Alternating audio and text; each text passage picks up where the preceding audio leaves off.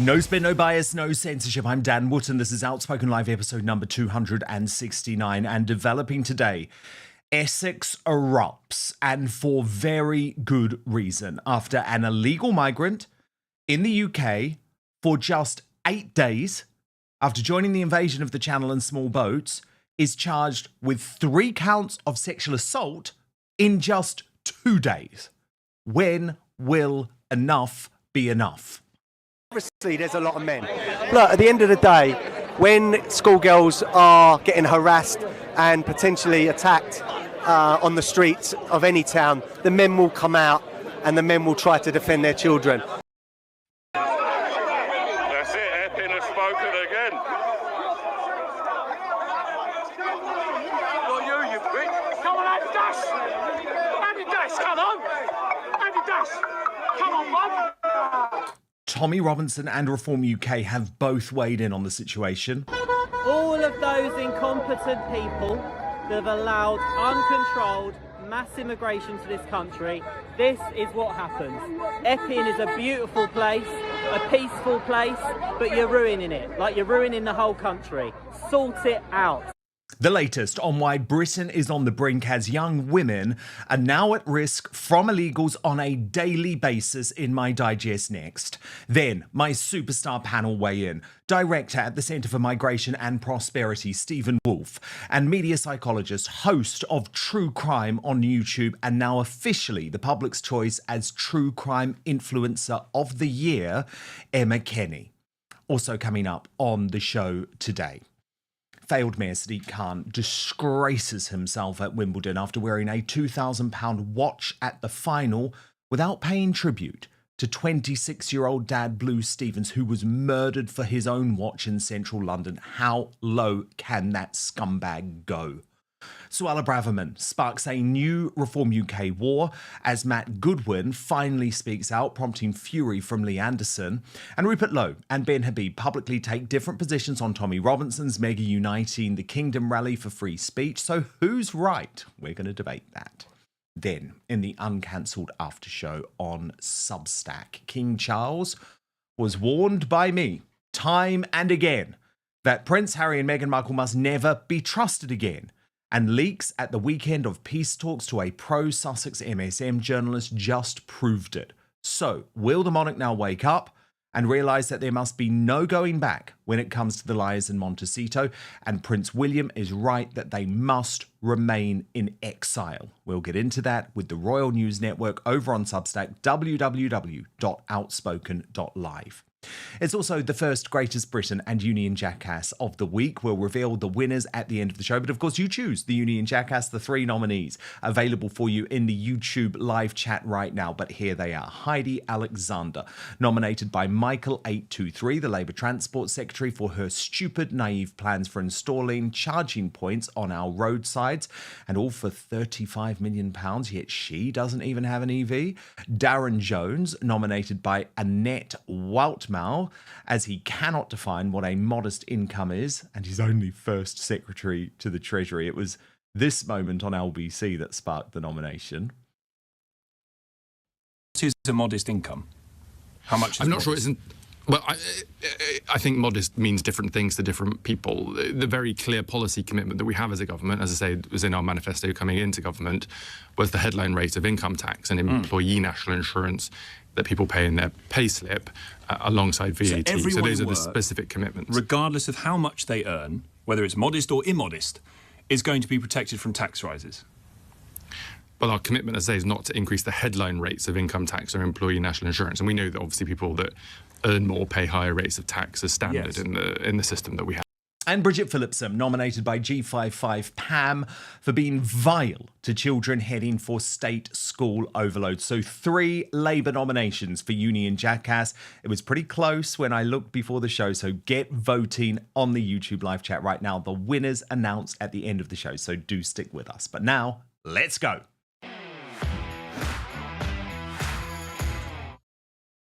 When do we finally say enough? What is it going to take? How many of our sisters, our daughters, our girlfriends, our mothers, our nieces have to be sexually attacked by vermin criminals arriving on boats illegally across the channel in this unrelenting invasion of the United Kingdom, and then being housed in luxury hotels and fed with food paid for by our taxes before we rise up.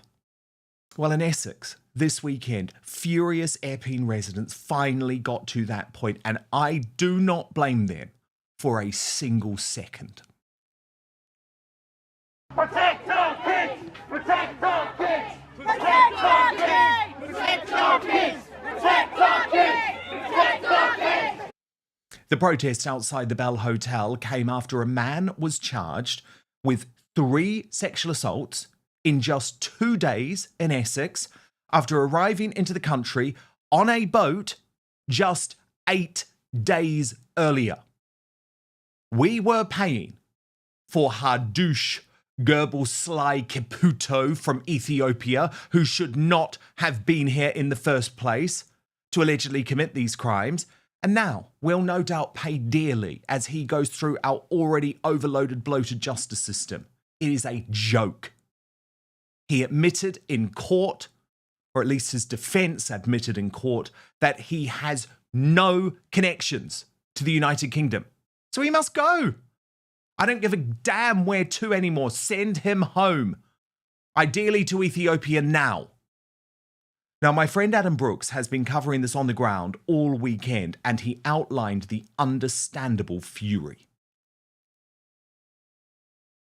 Habush Gerbaslazi Kabato has been charged with 3 counts of sexual assault, 1 count of inciting a girl to engage in sexual activity, and 1 count of harassment. Now, look, this is not surprising. Again, these are alleged crimes. He's been charged. He's not been found guilty. But we are importing people from foreign cultures that treat women as third-class citizens. We are importing people from countries where old men are allowed to marry 9-year-old girls. Now, some of the people that agree with this will be over here in this country and in hotels like this, up and down the country. We've seen terrorists, gangsters, murderers, paedophiles and rapists arrested from hotels up and down the country. This is a fact. The left don't like me to point that out. Then showing just how low our hard left really are. When locals including one of the female victims' fathers, arranged a peaceful protest for the weekend, the Antifa-inspired Stand Up to Racism scumbags decided to bring violence to Essex by launching a counter-demonstration. As Tommy Robinson pointed out, they described the honest folk of Essex peacefully protesting as fascists who were attacking asylum seekers in the hotel using vile, racist sentiment to stir up trouble. That was a lie. And as Tommy says, of course they were doing no such thing. Migrants staying at the Bell Hotel at the taxpayers' expense have been sexually targeting girls in the area, prompting locals to protest against it. Stand Up to Racism are tonight going to the hotel to stand against locals and with the sexual deviant migrants. And he added, as concerned families protesting this evening in Epping following sex attacks on a local girl by an invader staying at a hotel paid for by the British taxpayer, far-left agitators Stand Up to Racism attacked locals. The father of the girl was in attendance. Absolute scum. But the good news is that after causing all of that trouble, the Patriots of Essex won. Watch. Why are you getting on him? Why are you getting? That's the none. That one.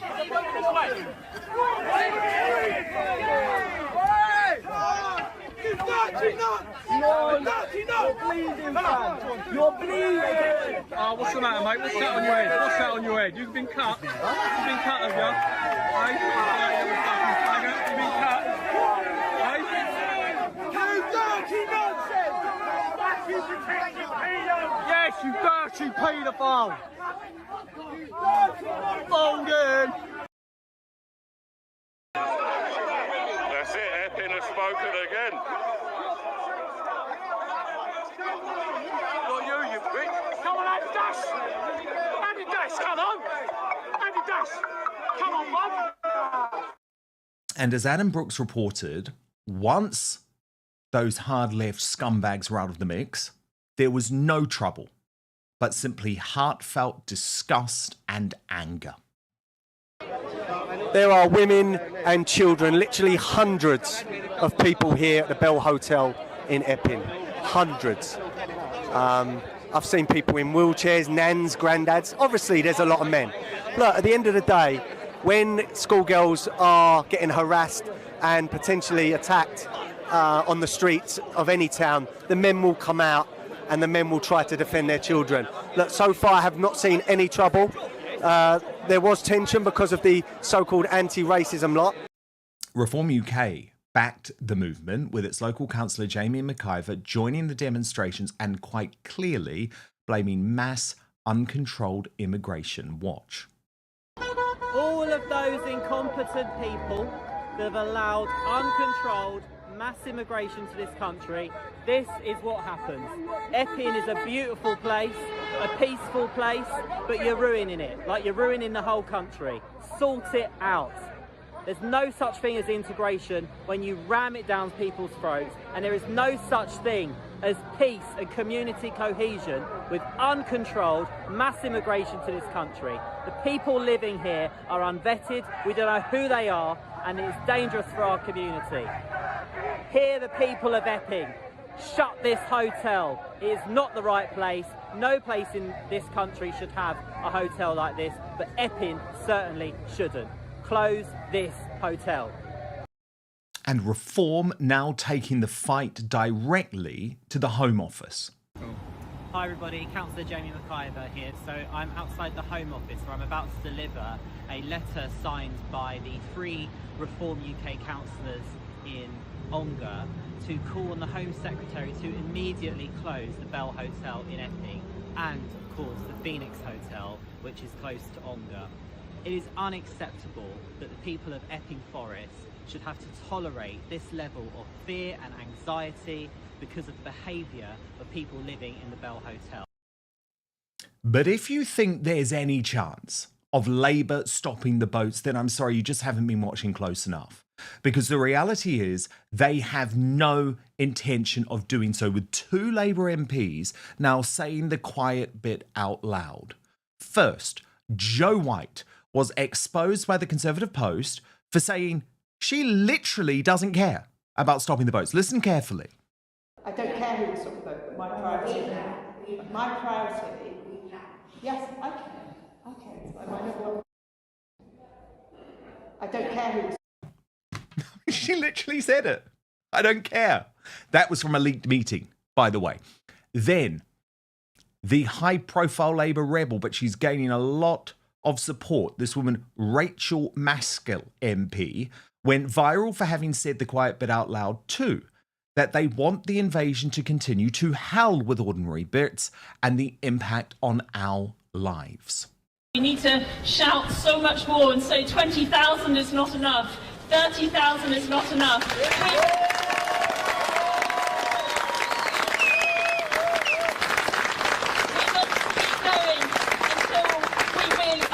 Saturation point, because what does it matter if we have to wait another week for a hospital visit, or if our class sizes are slightly bigger, or if our city is slightly fuller? What does it matter if things are slightly more challenging, if we have to pay a little bit more into the system? Surely it is worth it to see those lives being restored again, and surely it's worth it.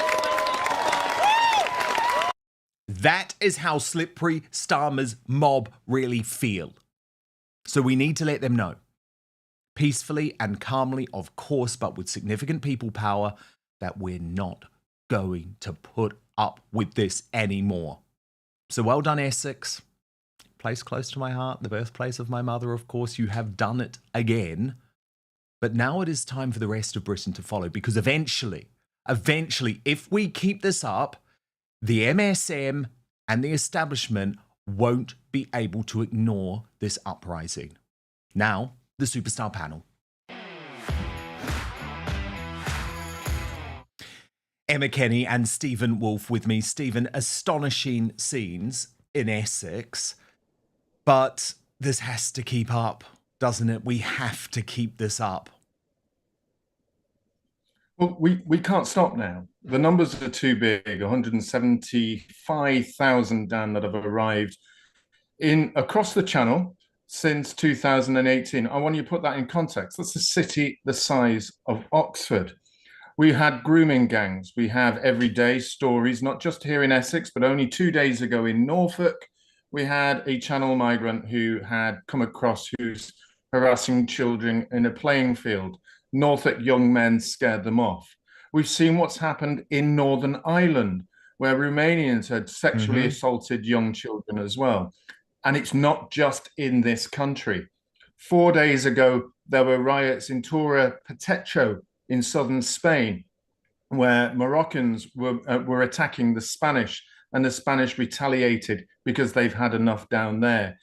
In Germany, they're beginning to do exactly the same. The consequence of our elites, just like those Labour MPs that you've seen in this video that you produced tonight, is that they're allowing so many people coming into this country, so many people coming into Europe, and they don't care. But the impact on the sexual welfare of our children, on our hospitals, on schools and infrastructure, on the fact that we're paying more in taxation and costing us more just to exist in our own country, are so obvious now that we can no longer stop. We need to keep marching, petitions, rising up where it happens, and letting the elites know that no longer will we accept this, so that they will actually either change the laws or begin to understand that a time has to come where this stops completely.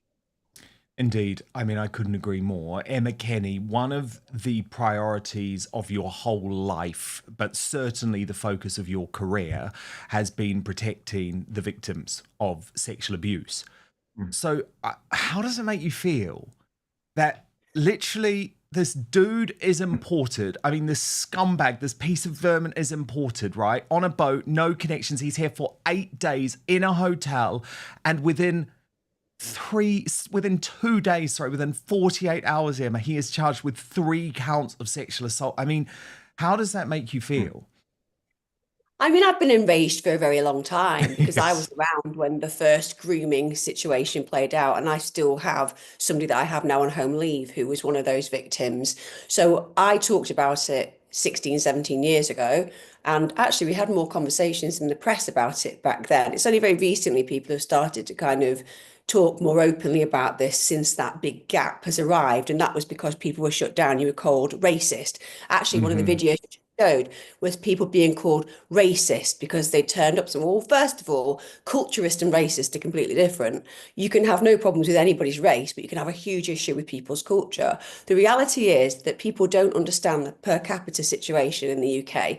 You are far more likely, whether people want to like this or hate this as a reality, to be in a situation where you are sexually harmed by an individual from particular areas that are not British. It's as simple as that. Now, of course, it's ludicrous to suggest that white people are not more prevalent in jail. That's because there are many, many millions more. So what we have to do is draw down to the basics. There are issues around the way that men perceive women, particularly from some cultures. And when they arrive here, they believe that women are for the taking, children are for the taking. And I don't care how uncomfortable that is for people to hear. It devastates me that you've got idiots going out and chanting about anti-racism and apparent Labour MPs saying that we just want more, we just want more. No, we don't. We don't want more. We'd like some high caliber individuals who understand culture and are Western centric in their belief systems and will amalgamate with the general population. We'll have those every day of the week. When it comes down to you have to pay more, be put at risk, be in a situation now where even our capital city, which was once considered a wonder of the world, is just absolutely appalling and dangerous. When you get to that point, you have to say, what's the end game? And I think the bigger question for the average Brit, which we all are, let's be honest, the average person is an average Brit in the UK. You have to ask yourself, what is going on governmentally? Is it about creating discord, disharmony, creating a situation where everyone is so afraid that they don't act in a way that's according to our rules and rituals and organisations and our stature and culture? Is it that, or is it just that the government are absolute fools? I don't know, because right now I struggle with the end game. I really do, because we are just destroying the UK. Stephen, what do you think the end game looks like?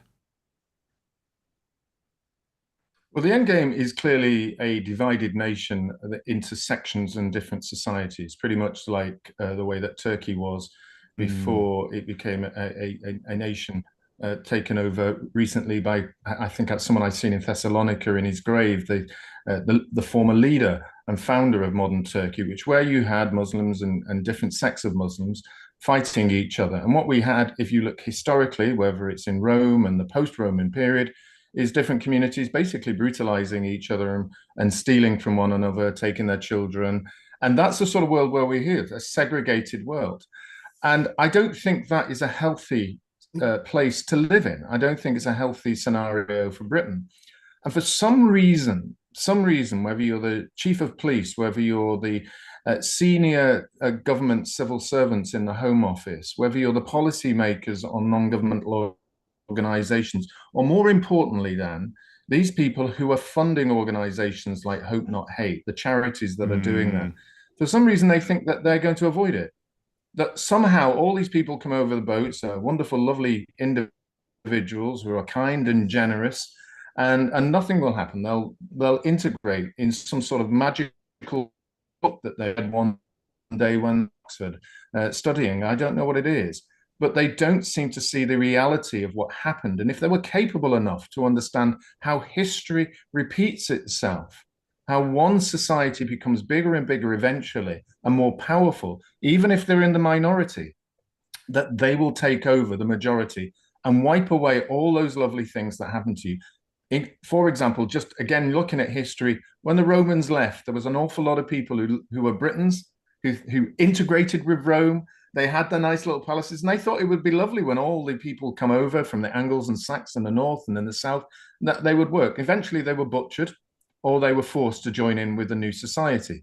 That is the end game if we don't have segregation in the meantime. And I think that's a terrible, terrible way, but it's coming incredibly quickly. It's coming. I think it's coming incredibly quickly. It's 10, 15, 20 years at the maximum, I would say, before this comes to a head. So wise up.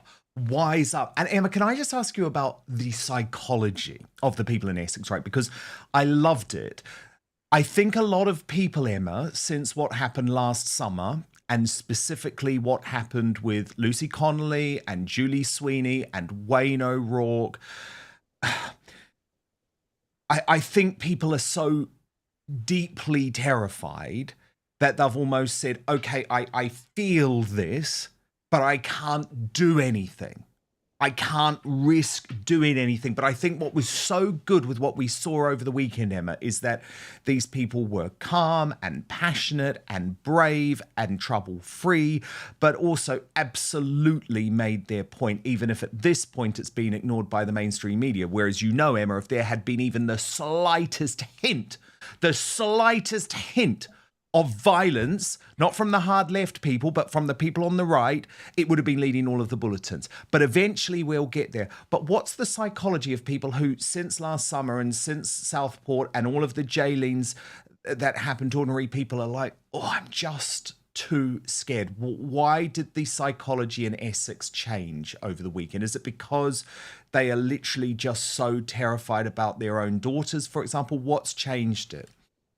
I mean, I genuinely think that the massive majority in the UK, no matter what colour your skin is, for example, even your belief system, the massive majority do not want children to be put at risk, and that brings people together. The belief is, when you look at research, it takes 3.5% of the population to resist. They have to do that ideally peacefully, because it means that more people come together. And what they did right in Essex was that people basically were able to connect with one another and recognise this common thread of connection. Disabled people, old people, young people, they could all come in a peaceful way. So the more that the British public realises that publicly protesting peacefully is the way forward, you can overthrow a system doing that, the better it will be. And I think as far as fear is concerned, I heard Jordan Peterson say the other day that really telling the truth will save the world. So stop lying to yourself about the illogical things that are going on around you and that it's all going to be okay. It won't be. Tell the truth, speak your truth, say things that people don't want to hear when it's truthful, and know that by doing that, those simple shifts in our literal conversations changes the world in a massive way 5 years down the line. So don't allow what happened last year to colour or prejudice your actions today. Go ahead and do it.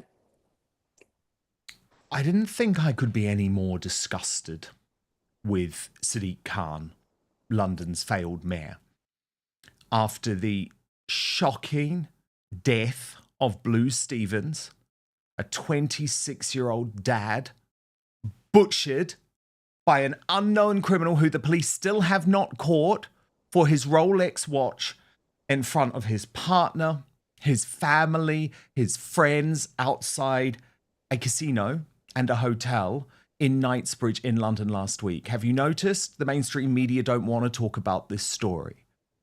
And Sadiq Khan certainly doesn't want to talk about this story. But remembering that Blue Stevens was butchered to death in our dying capital for his watch, I was sick to my stomach seeing that disgusting scumbag who has not uttered Blue Stevens' name in public, who didn't even include his name in his post on X, which is very, very different to the treatment of George Floyd in 2020. I felt sick to my stomach see him turn up to the final of Wimbledon on Sunday wearing, you're not going to believe this, a designer watch. Now, I'm told it's not a Rolex, but it's worth £2,000, this watch. And it makes me so angry.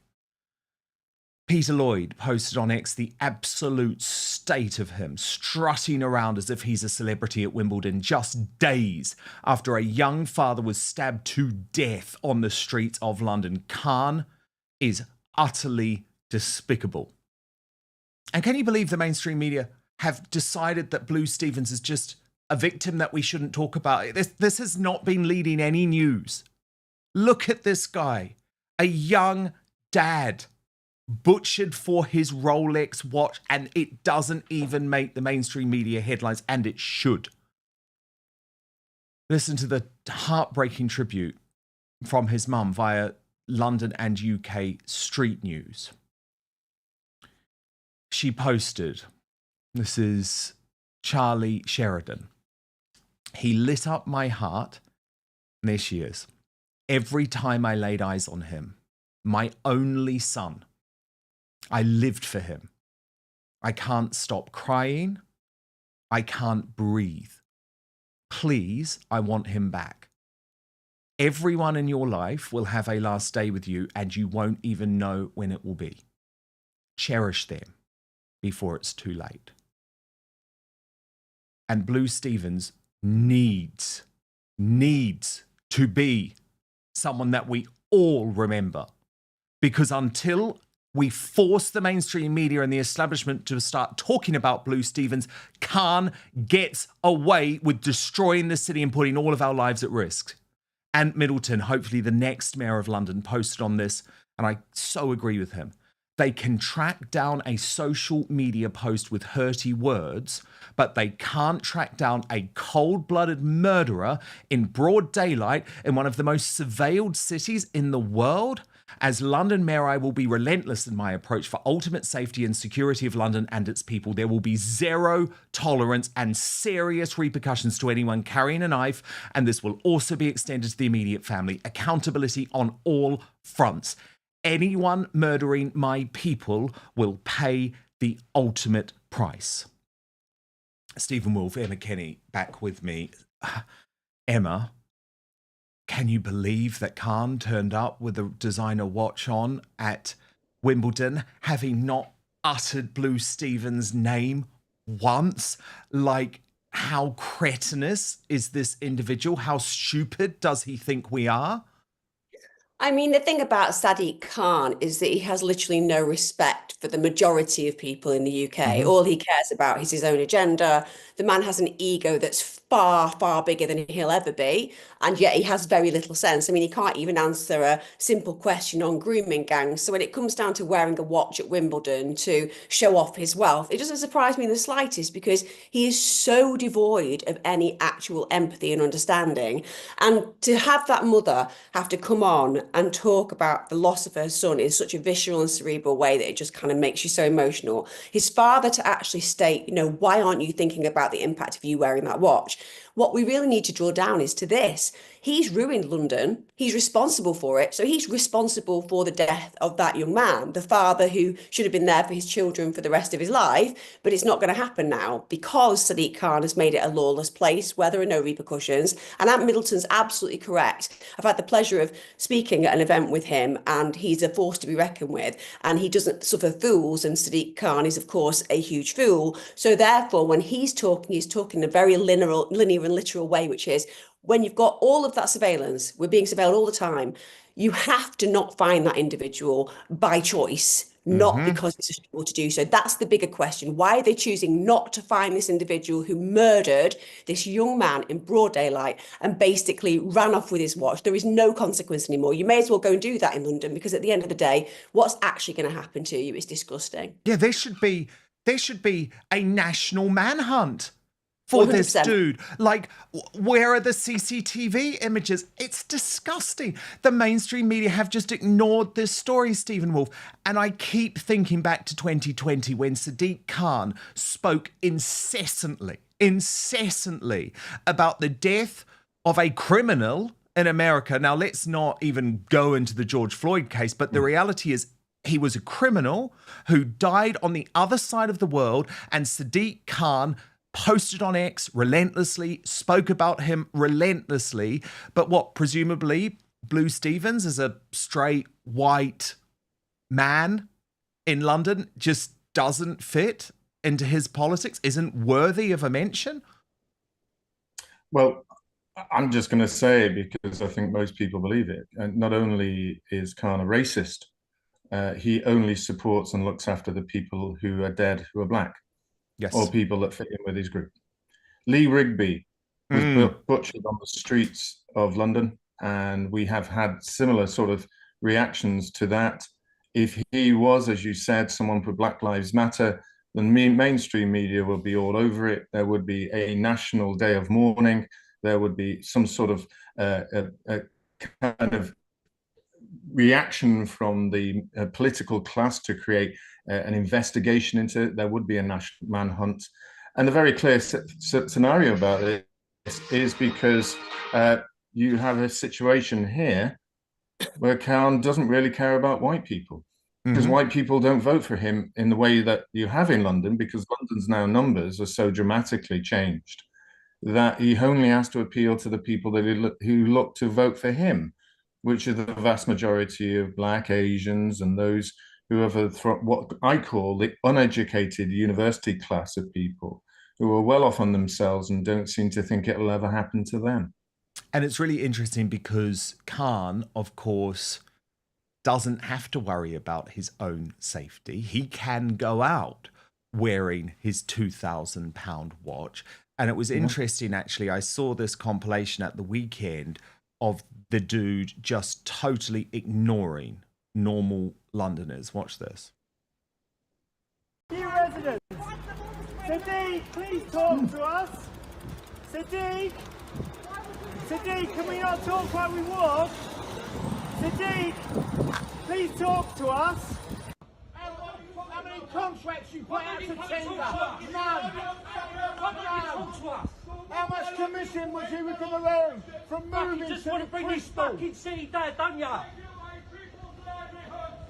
You're not the mayor of London. You're the destroyer of London. You're the destroyer of London. Those cunts. Destroyer of London, not mayor of London. Emma, zero interest in having a conversation with Londoners who are not part of one of the hard left organisations that he happily surrounds himself with. Yeah, he just reminds me of an absolute narcissist, really. He really does. Somebody who only has his own intentions that he cares for, obviously has some kind of deep inferiority complex at the very heart of himself, just wants to avoid it, so deflects by basically blaming everybody else for the situations that are going wrong in the UK, taking no responsibility for it. The fact that he can just stand there and ignore human beings who have a right to question him. I mean, we have just given him a knighthood, which again is mind-blowing, because what that says is there is an establishment that is I refuse to even acknowledge it. And actually, Yeah, well, I never used to be someone, Emma, that was against the honours system, but No. now they can just piss. I mean, I will never, ever call that dude a sir. But what does it tell us about the reward in society? What does it tell us about the meaning of the average human being? It says, you don't matter. We look after our own. And that also says that there are vested interests at play that we are not necessarily aware of. At least I'm not necessarily aware of it, the bigger picture. But what I do see is there is one, and we're not part of it. And they don't care about the way that we feel. And if you're a leader, one of the most powerful things is to listen. It's to hear the people who are around you, the ones who agree with you, the ones who disagree with you. That's a good politician. You don't have to absolutely be on board with everything that everybody wants, but you hear them, because if you don't hear them, there's no sense of value. If there's no sense of value in your society and that you're leading, then people don't have a sense of pride. And if there's no pride, well, welcome to the UK, because that's what's happening right now. And what we're seeing now are people realizing we've got to stop it before it gets too late. And I think that that is something positive. When your show comes out and you show these things, actually, it gives people a sense of internal rage that's required. Well, yes, but it's so difficult when you have a mainstream media, and of course they're becoming far less important, thank goodness, because of the platforms that we all have. But they're still setting the agenda of the establishment. And I couldn't believe it over the weekend. So Sly News interviewed Mark Rowley, the Met Police Chief. Do you think it was about Blue Stevens? Like hell it was. Like hell it was. It was about the fact that he said it was shameful that black boys in London were more likely to die than white boys. But I wanted to show you the Sly News tweet, because if we go back to that, you will see the context added by readers in the community note, which says the headline lacks the essential context that despite making up only 13% of London's total population, black Londoners account for 45% of London's knife murder victims, but 61% of knife murder perpetrators and 53% of knife crime perpetrators. And just in case you missed it, here was that conversation between Trevor Phillips and Mark Rowley. Still a problem for the Met, isn't it? Relations with minority communities. This is so difficult for us. We can't pretend otherwise than we've got a history between policing and black communities where policing has got a lot wrong. We get a lot more right today, but we do still make mistakes. That's not in doubt. I'm being as relentless about standards as we can be, and the vast majority of our people are good people. But that legacy, combined with the tragedy that some of this crime falls most heavily in black communities, that creates a real problem, because the legacy creates concern. Meanwhile, policing, we want to reach into the communities who are suffering most crime and make the biggest difference, because everyone deserves equal chance to thrive in London. It's not right that black boys growing up in London are more likely to be dead by the time they're 18, far more likely than white boys. I think that's shameful for the city. And of course, didn't mention Blue Stevens at all, but as Julia Hartley-Brewer posted on this Stephen Woolfe, extraordinary that neither Sir Mark Rowley nor Trevor Phillips thought it was worth mentioning that black boys in London are largely dying at the hands of other black boys. This isn't a racism issue. It's about family breakdown, cultural issues, and weak policing. Stephen, your thoughts? It's also about dishonest and weak policy and leadership. Yes. For those who are unwilling to accept basic facts. The thing about people like Mark Rowling is he honestly thinks he's a decent individual, because he says a very fine line, which is we all want people in London not to be offended or receive crimes, and that applies to black people as well as white people. Well, we all want that, quite frankly, Mark. That's really why we've appointed you to be a police officer. But what we don't want you to be is some sort of like psychological guru who pretends to ignore the facts that is around you, which is that the vast majority of crime on teenagers is done by black boys on themselves because they're involved in drugs. You don't want to deal with those issues. You actually want to legalize it in so many ways, because it's about turf territory. It's about the way that they will deal with themselves as gang to gang. It's about being bolshy with one another. And the fact that you're looking at white communities, those white communities tend not to be in the center of London, where the vast majority of this crime is. But when it does involve a white individual, like Lou Stevens, you're going to put your head in the sands because it just doesn't fit your narrative. And what you're most afraid of, what you really would be afraid of, is if that fact that the killer turns out to be a black knife crime boy again on a white boy, and that would create a bigger scenario for you. So once more, these individuals are terrified of the facts and the truth and the honesty, and they're terrified of that fact coming out, because then their narrative that they've built up over years would fall away very quickly. So Emma, what hope do we have?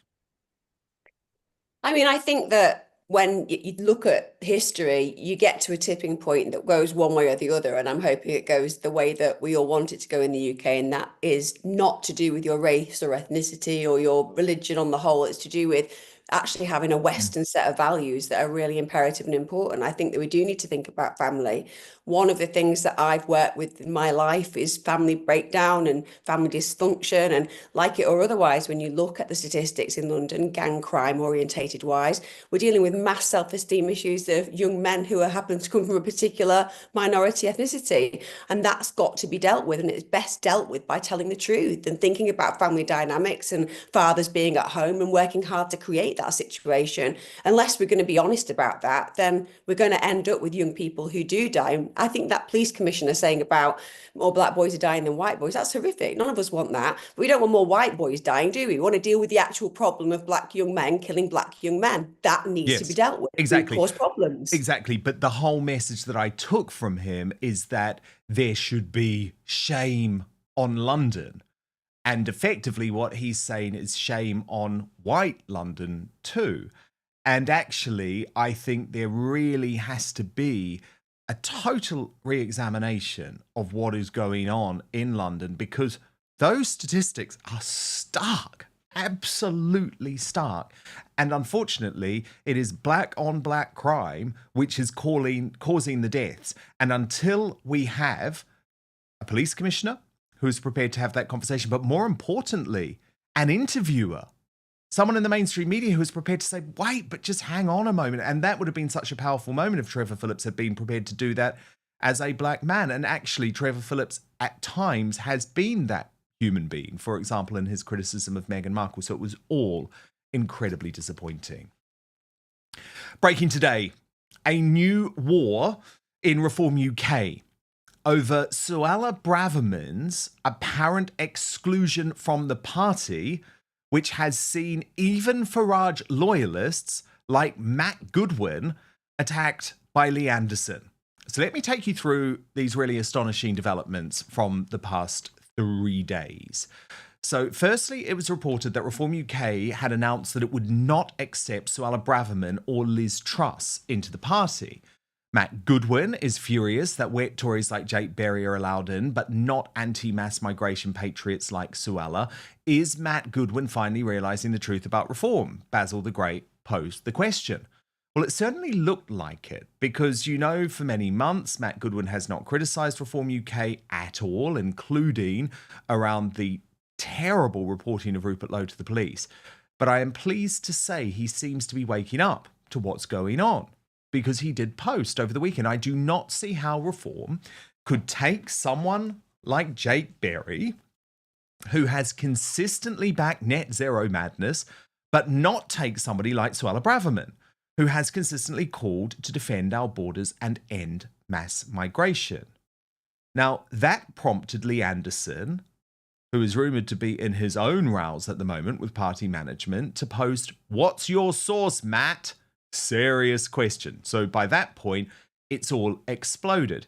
And then it turned nasty. Mark Jenkinson, former Tory MP, wrote, "All out in the open, fighting on Twitter instead of sending a WhatsApp. And this is the chief whip, the one charged with keeping order. Imagine putting them in charge of anything." Lee Anderson replied, and I thought this was really low blow, actually. "Seems like you're an expert on everything these days, Mark, except for how to keep your seat. How's the job hunting going a year after you lost your job?" And then, and this is the problem that Reform has, because people are starting to expose them now, because Mark Jenkinson replied saying, Different story to the 8th of October when you asked me to join Reform UK, but I have principles and self-respect. How many times have you sold out your principles for a jobly, including campaigning to make Corbyn Prime Minister, or was that an honestly held belief? But this is a ludicrous briefing to the Daily Mail on Suella Braverman, prompting her husband, a very good man, Raoul Braverman, to write a far better headline would be Reform says no to net zero Remainer ex-Tory MP. And indeed, so many people I respect on the right have been coming out and saying, what are you doing, Reform UK? Because Suella is exactly who you need. Tommy Robinson weighed in. Suella Braverman is one of the only politicians I trust. David Curtin said Reform are past their peak. Cathy Gingell, quite so, it has lost me. They have lost me, a once stalwart Reform UK supporter. No longer, I am afraid. I agree with every word Matt Goodwin said here. And from Rupert Lowe, Suella is a rare MP in Westminster. She's honest. I have huge respect for her and what she has achieved. Brave, patriotic, incredibly intelligent, and above all, right. Suella Braverman is one of the few good ones left in Parliament. She deserves respect. Now, I can bring you a little bit of exclusive information on this situation. I am told by people who would very much know that Nigel Farage has absolutely not ruled out Suella Braverman joining the party. She's been told to take her time, and it would be a real coup to have her. As I've reported in the past, she was utterly concerned about the treatment of Rupert Lowe, and that did put her off joining Reform UK. And I always warned that would be the case. As soon as you have reported one of your own MPs to the police, you're going to potentially lose some really good talent. But I think I know what's going on here. There are absolute, I don't know what was going to come out there, maybe arseholes, and that's sort of appropriate, because there are absolute egotists in the party. That's what I was going with. Like Zia Youssef, who want to rule out someone like Suella Braverman while accepting someone in like Jake Berry, who, let's be honest, is not going to pose any type of threat. But I think what we can certainly say now is that when all of the reformers were saying to me, oh, Dan, you're just being unfair, of course there's going to be some teething issues, absolutely not. It has now all kicked off, because look at this. Lee Anderson is now also calling for James McMurdoch to be booted from Parliament. From GB News, Reform UK Chief Whip Lee Anderson now calling on McMurdoch to resign his seat and force a by-election. The Ashfield MP said he had compiled a list of questions for McMurdoch about historic business practices so that he could put his case forward, allowing the party to respond with accuracy and confidence. But Anderson said McMurdoch has failed to respond to the questions raised, and therefore Reform UK feel that he does not meet the required standard to remain as an MP. And look, I don't know the truth as of yet about James McMurdoch and his COVID business dealings. And you know, given my views about the COVID pandemic, I would be absolutely disgusted if anyone did take that money fraudulently. But what I do see is a party that is constantly prepared to throw individuals under the bus before the facts have even been established. And again, I really like this woman, Sarah Poach, and the new MP. She was a Tory too 5 minutes ago. But I just find it so astonishing that she can go on the radio and defend what I now see as the indefensible. Watch. One is your former colleague, James McMurdoch, on the front page of the Sunday Times. Again, he allegedly borrowed tens of thousands of pounds in a COVID loans scheme, received a salary at the same time from an international bank. He denies any wrongdoing. So he's now not part of Reform UK at all.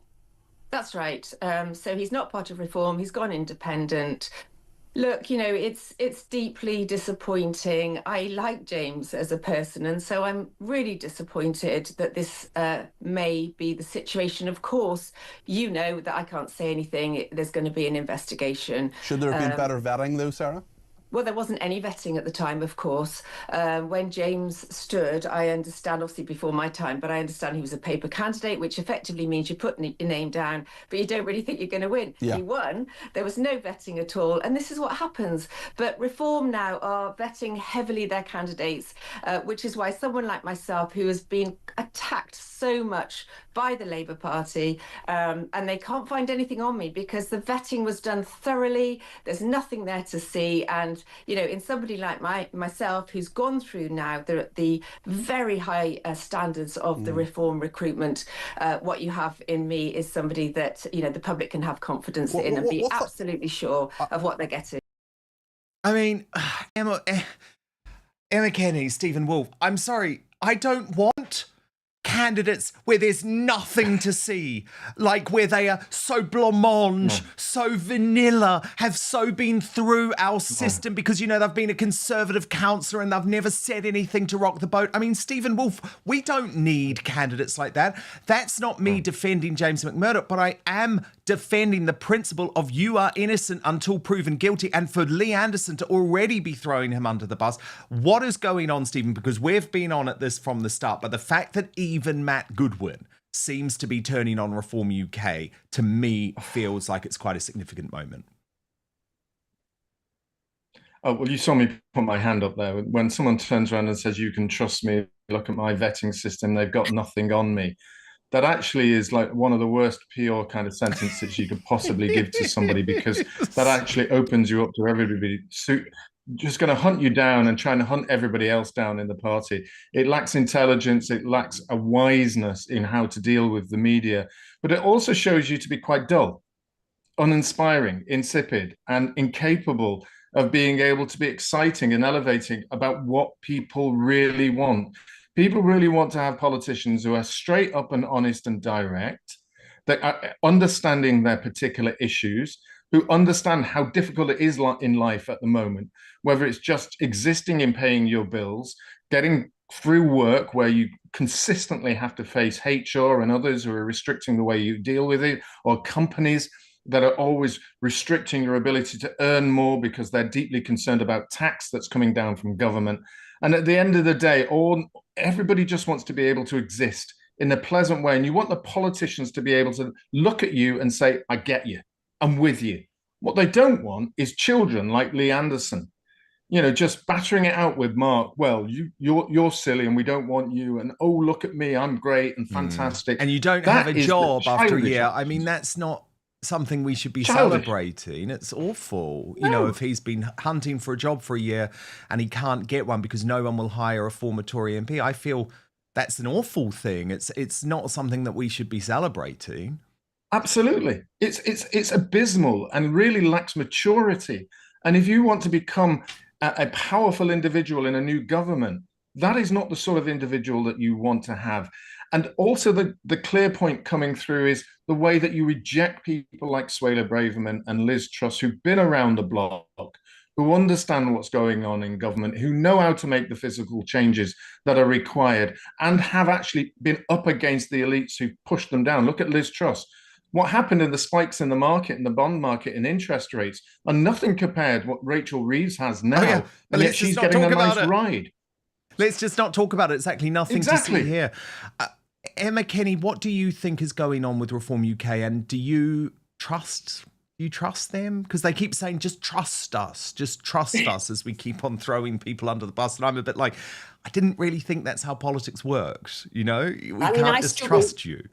I do struggle to just trust any politicians, particularly since COVID. And also, I would have thought it was just kind of going with what we'd expect, where somebody commits some kind of fraud during the COVID period, because it seemed like everybody was up to it at the time. Oh, yes. So I don't really feel like that is something that should have affected anything, because I genuinely think they probably don't have any idea. It's just somebody's decided this person's a bit of a problem. This person said the wrong thing to the wrong person. This person might be a threat, so let's get rid of them. Yes. I think what everybody wants to see in politics is different opinions with a united front. So I don't have to be perfect. I just have to have a staunch belief in the British public's best interests. I have to work really hard to fight for that justice. And in doing so, you bring people together. What this is doing is making you go, I just don't buy into the belief system that I had about reform when they initially started. I anticipated that they were the voice for the British public. I believed that they were going to bring taxes down. They were going to get investment up. They were going to do everything we needed to create a good economic drive. And now I feel like they're a bunch of school children who are bitching about each other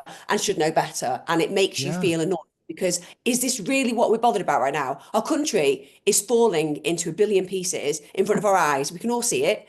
So could they just start gathering those pieces up and putting it back together instead of making it even more unstable? Well, yeah, and as soon as they say, well, you wouldn't have passed vetting because you've said something on X. I mean, well, it's we like, wouldn't pass vetting, none would of we, us Dan? would. You None and of us I, would. they'd None of have us had would. us sprung up, wouldn't they? I mean, Yep. I wouldn't be there. And I'm glad because you know what? Not passing vetting means that I actually have a personality and a Yes. belief system, and it might not be in accordance with everybody That's else, right. but at least it's who I am. And by the way, Emma, both of us will admit we will have said stuff in the past that we don't necessarily think is correct today, right? Yeah, we may have absolutely. said a few things that we disagree with, like from 10 years ago.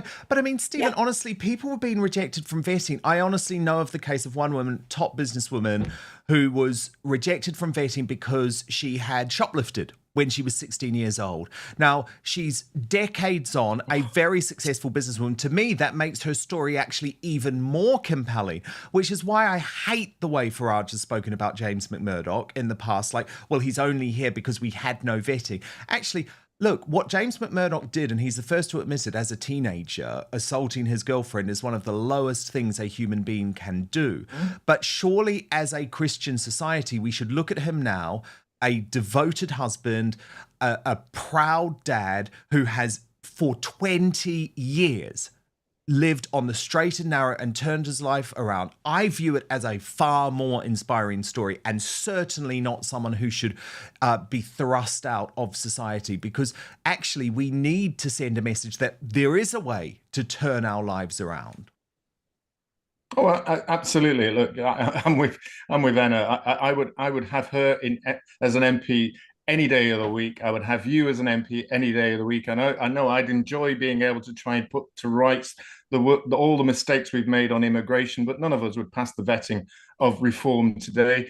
But we've got character, personality, knowledge, skills, and the ability to be able to handle those people in the civil service who would try and stop us from doing this. Why? Because we have a belief in a better Britain than they do. And we're not ashamed and afraid of our country as they are. And that comes down to a fundamental part of where reform are. If you're unwilling to accept Suella Braverman and Liz Truss in there, is it because you're just frightened that they're just too good for you or capable? And once again, you want to be in control of who gets what. And the fact that we now have Matt Goodwin looking at this too, who would make an excellent Home Secretary in at least understanding how it would work, then yes, I think they've got big problems. They do. By the way, I'm told the poll for our Greatest Britain and Union Jackass, well, we do the poll, of course, in the YouTube live chat, is extremely close, I am told. So get your votes in while you still can. It's Heidi Alexander, Darren Jones, and who's the third? Bridget Phillipson, head to head. So do get your votes in. It's super close, I am told, today between all three of those Labour idiots.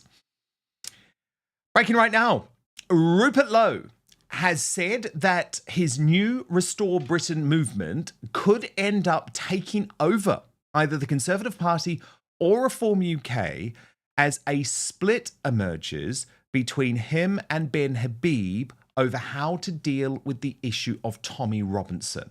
So we're going to get into that all with my superstar panel, Emma, Kenny, and Stephen Woolfe. But first, let me take you through what Rupert has said about this potential reverse takeover. So the Mercian summed it up this way. Justin, in an interview with the Sargon of Akkad, when asked how Restore Britain can take power, Rupert Lowe responds with a movement. All the options are on the table. Here is that interview. You can't quite see where it's going to go. I don't think we know exactly where it's going to go. But what I do know is with a movement, all the options are open. Right. So we could do a reverse takeover of the Tory party. We could do a reverse takeover of Reform. We might set up our own party, but that's a huge undertaking.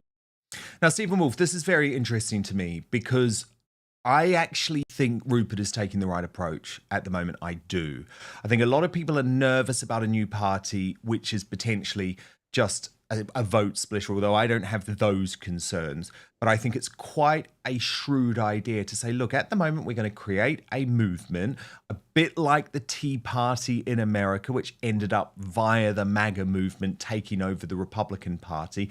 And at this point, with so much crazy shit going on in our country, nothing is off the table, right? Oh, absolutely. I mean, look, it's no kind of secret to know that I discussed with Rupert and Ben and a few others about the ideas of where they should go and what about a particular party and whether we should have a movement. And I fell down very firmly behind the view that we should have a movement, as you mentioned, very similar to that of MAGA, or looking at the Italian movement that we had in the European Parliament that grew into a particular party.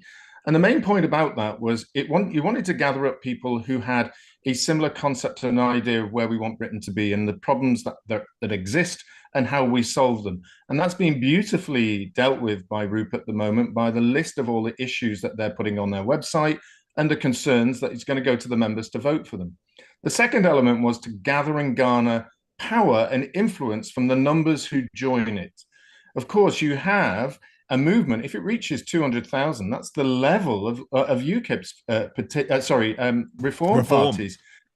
And Reform's membership is going down, by the way, going down about 10,000 a month at the moment. So if they start to fall and the movement gets to a position, then you have influence in numbers to be able to put pressure on terms of the political parties on an agenda. But where Rupert is right, and you heard that about the reverse takeover of either Reform or the Conservative Party, or, and really important, was that third clause, if neither of that happens, to be able to move into a political party is because he recognizes that the power doesn't change anything unless you have political power. So let's build a movement, get the size of the people around us, get the party strong enough to be able to move into one of those three options. And I think that is a far more sensible approach at the moment.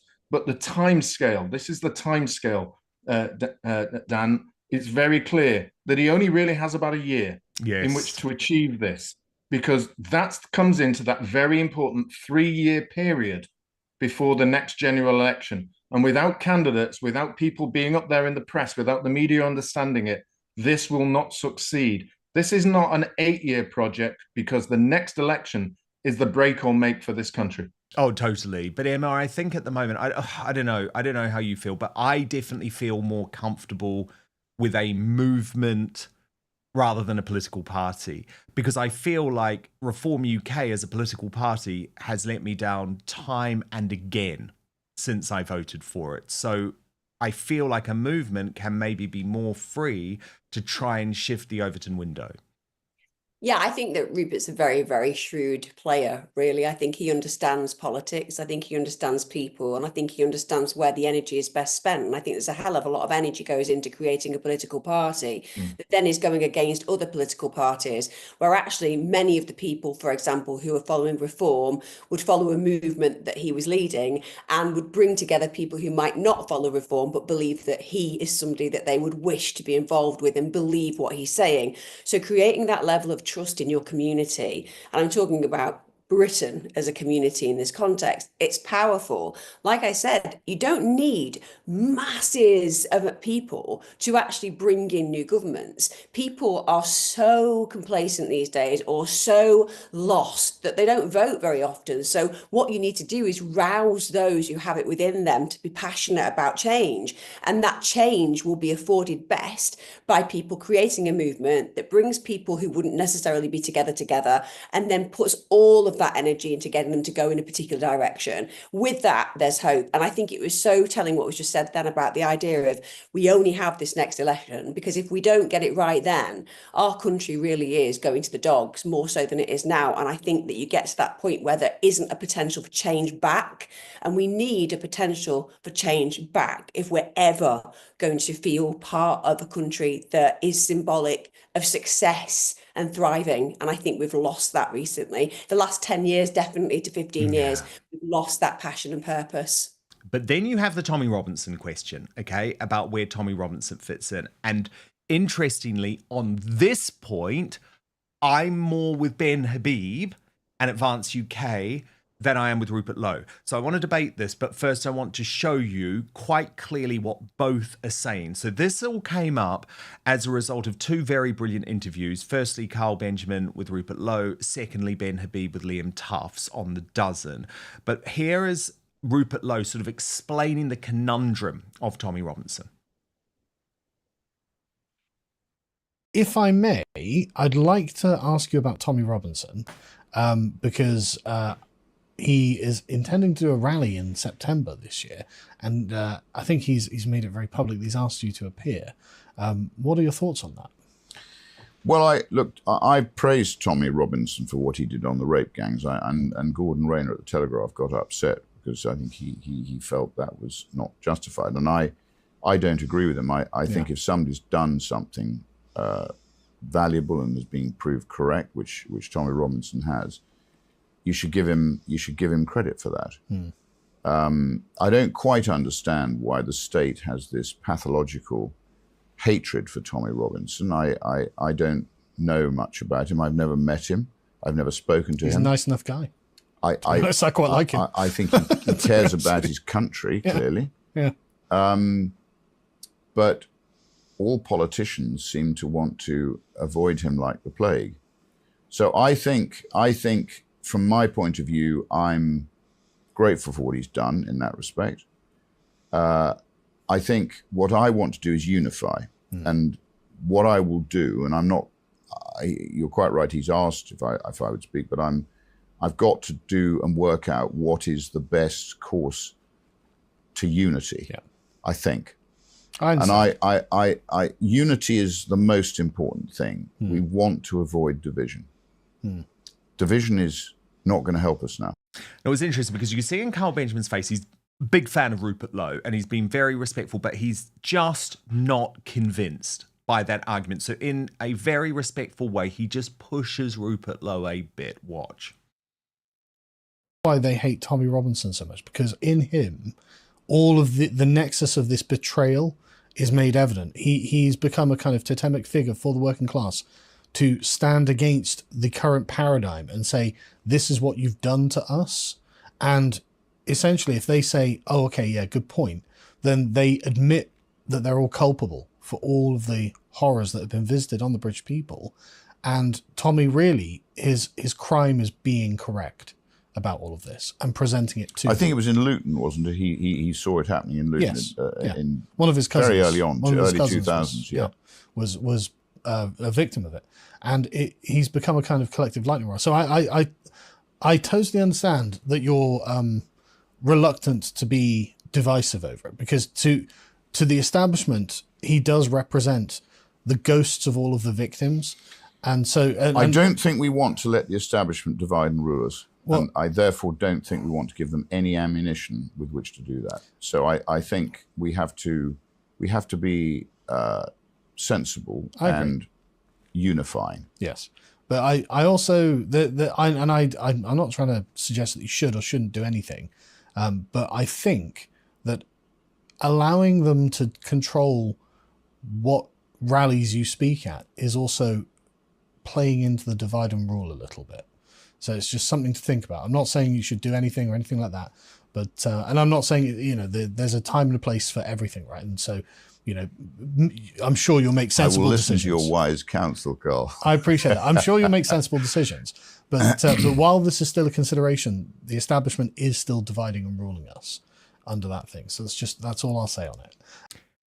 But Rupert Lowe's approach is chalk and cheese compared to Ben Habib when asked a very similar question by the great Liam Tufts. Tom Robinson was to say, 30th of September, I'd love you to come on stage, stand right beside me, free speech event, and just have your say to the British public. There'll be at least 150,000 people there. Would you be too afraid to stand next to Tommy, or would you say, count me in? Count me in. Why would I say no? Why would I say no? Give me a reason for saying no. Because you lack testicular fortitude. Let's say I did lack testicular fortitude. I wasn't saying you do. No, but let's say that I did.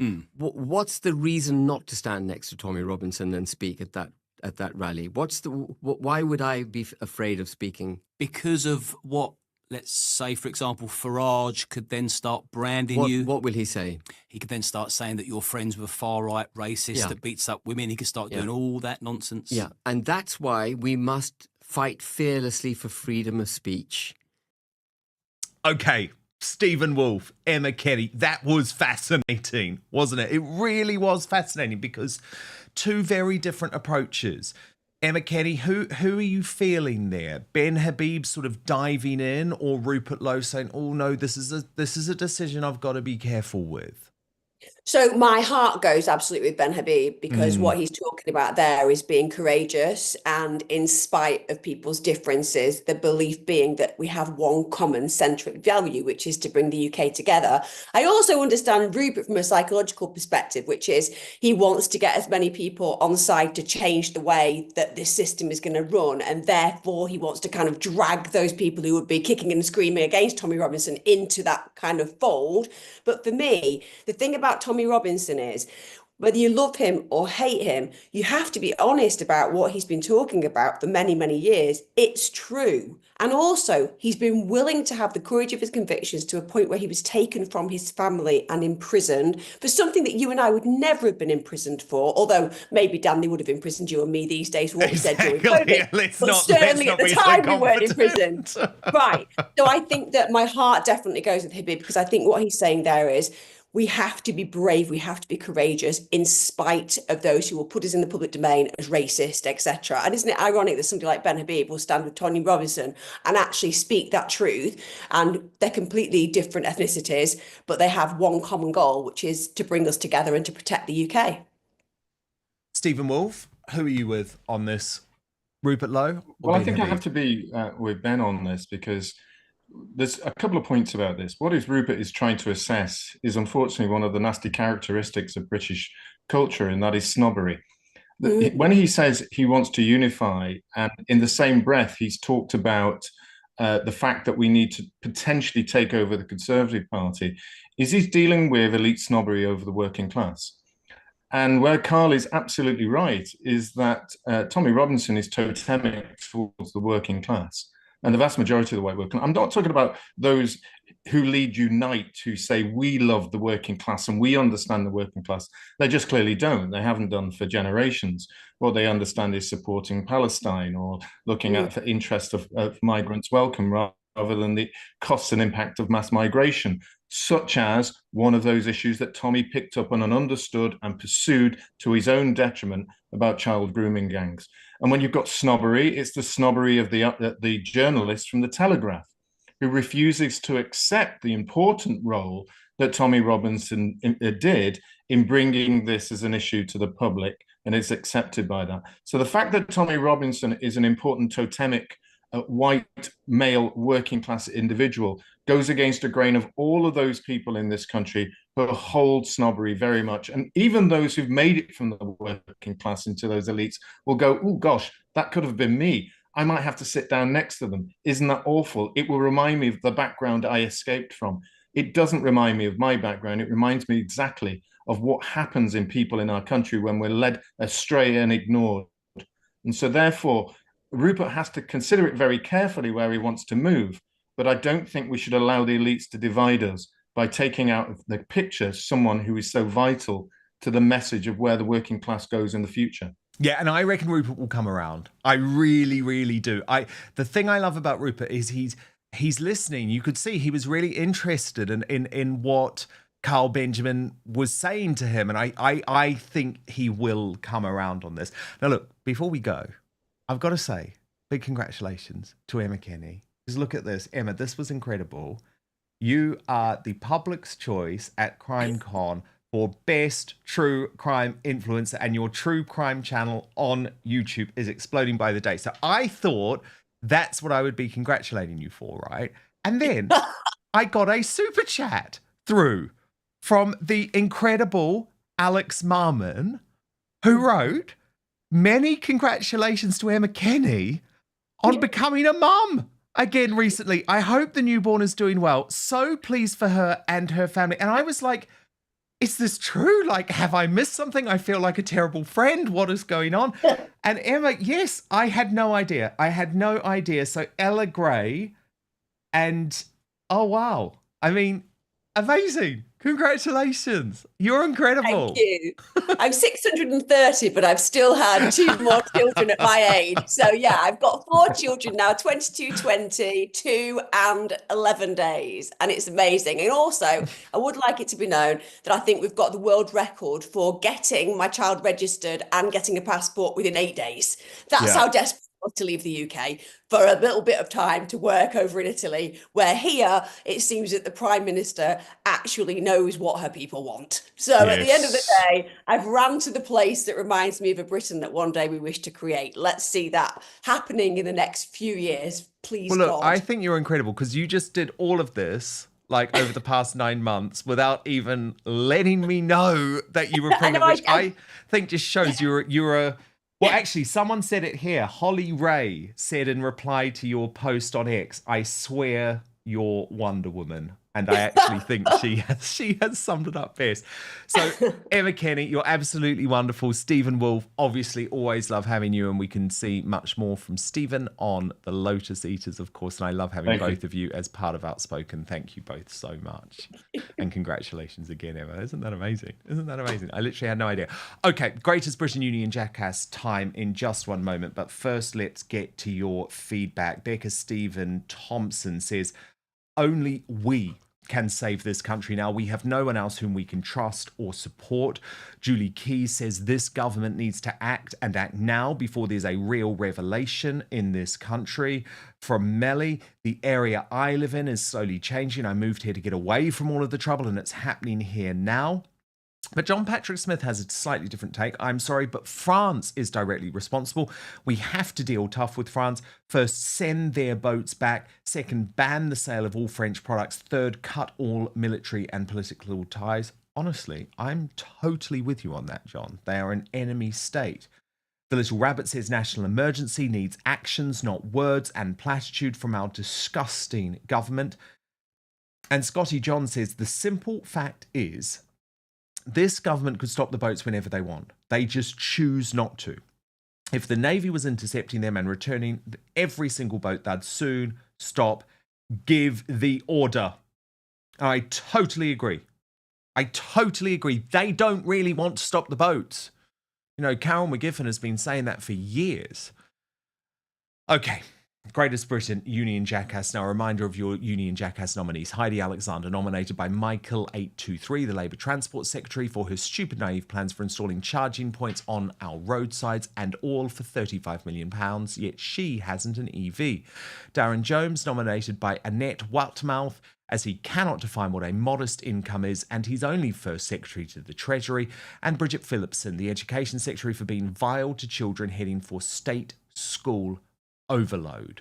And this was a very close one today. Very close. One of our closest in a while, actually. So in third place, the Education Secretary, Bridget Phillipson, with 31% of the vote. The runner-up, Heidi Alexander, the Transport Secretary. But for that car crash LBC interview that I showed you earlier in the show, Darren Jones is today's Union Jackass. And today's Greatest Britain, nominated by OJMC42, Princess Catherine, the Princess of Wales, for putting up with everything, including her in-laws. And I have to say, weren't those scenes at Wimbledon over the weekend just absolutely amazing? Because you think to this time a year ago, and Catherine was obviously struggling because she was just at the tail end of her cancer treatment. She took Charlotte with her almost as a protection. And I really felt like at Wimbledon this weekend, we saw Catherine shine. We saw William shine, we saw George shine, we saw Charlotte shine, and it was so lovely. Of course, totally overshadowed by the duplicitous duo from Montecito. And I've got so much to say about this leak. I'm actually going to reveal where this leak came from of these peace talks. That's in the after show. Coming up, we're going to team up with the Royal News Network right now on Substack.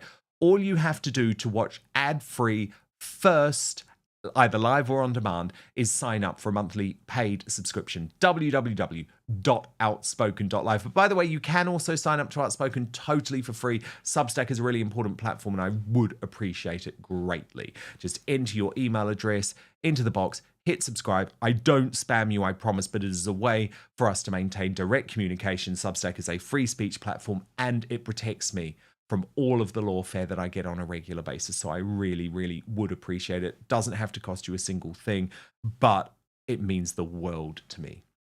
Okay, we're back live tomorrow, 5 p.m. UK time, midday Eastern, 9 a.m. Pacific. If you're watching on YouTube or Rumble, please hit the subscribe button too. That is also free.